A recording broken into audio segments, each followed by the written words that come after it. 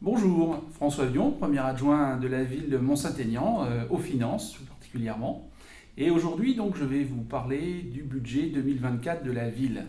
Alors, son montant se répartit en deux montants. Le premier montant, c'est 24 millions d'euros en fonctionnement et le deuxième en investissement, c'est 5 millions d'euros. Alors, quels sont les facteurs majeurs?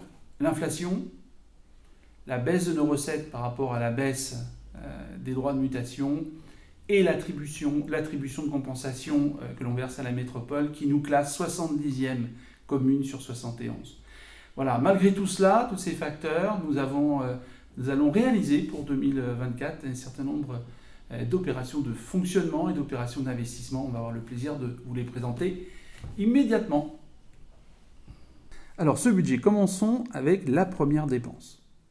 D'un montant de 11 millions d'euros, elle englobe les frais généraux liés à l'administration et aux services supports, dont 7,3 millions d'euros dédiés au fonctionnement des services et au matériel, et 3,7 millions d'euros correspondant aux subventions, dettes, charges exceptionnelles.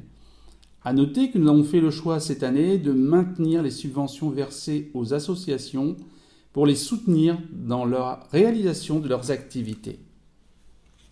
Ensuite, 1,7 million d'euros est consacré à l'état civil, ainsi qu'à la maintenance et à la modernisation des services publics, avec comme projet la rénovation de la toiture de la maison des associations, le renouvellement du parc informatique et du matériel obsolète.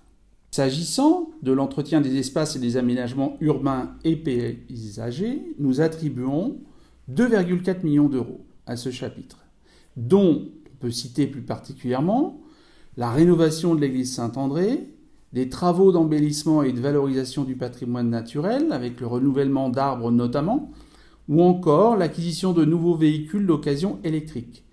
La notion de développement durable est bien entendu au cœur de chacune de nos démarches, avec l'équivalent de 2 millions d'euros engagés en ce sens. Côté solidarité, une enveloppe budgétaire de 1,1 million d'euros finance en partie les animations à destination des aînés et la subvention pour le CCS qui est en hausse pour la 4e année consécutive. Sur le plan culturel, 1,9 million d'euros est alloué entre autres à la programmation de l'espace Marc Sangnier avec des spectacles, des expositions et autres activités. Également à la diversification des ouvrages de la bibliothèque municipale et à l'acquisition de projecteurs LED pour les équipements scéniques. Quant au sport, nous prévoyons un budget de 1,8 million d'euros, notamment pour des travaux d'étanchéité des bureaux et des vestiaires du centre sportif, avec l'installation également d'éclairage LED, le remplacement des poteaux de rugby, et enfin le lancement d'une étude de maîtrise d'œuvre en prévision de la rénovation du terrain synthétique. S'agissant de la sécurité et de la tranquillité publique, 500 000 euros seront consacrés en partie à l'élargissement de notre système de vidéoprotection et à l'installation d'une clôture au parc de loisirs. Ensuite, nous octroyons 2,7 millions d'euros au secteur de la petite enfance pour réaliser entre autres des travaux de régulation thermique et de sécurisation, ainsi que pour financer le remplacement du matériel et du mobilier mis à disposition des bébés.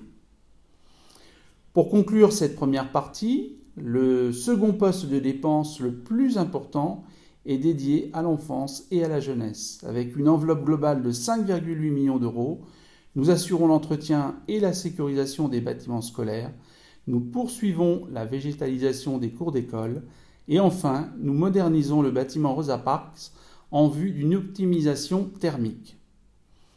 Après les dépenses, place aux recettes. Nous pouvons citer parmi elles les impôts et taxes, pour lesquels la ville a fait le choix de ne pas augmenter les taux d'imposition, et ce pour la 23e année consécutive. Les subventions diverses, les dotations de l'État et subventions des partenaires institutionnels, les produits de cession, l'autofinancement et la reprise des réserves, les autres produits, et enfin les services aux usagers. Voilà. Nous avons présenté l'essentiel en fait, de ce que nous souhaitons mettre en œuvre en 2024. Bien évidemment, nous conservons un haut niveau de service public et bien d'autres choses que vous pourrez retrouver sur le site de la ville ou bien dans le prochain MAG de la ville. Voilà.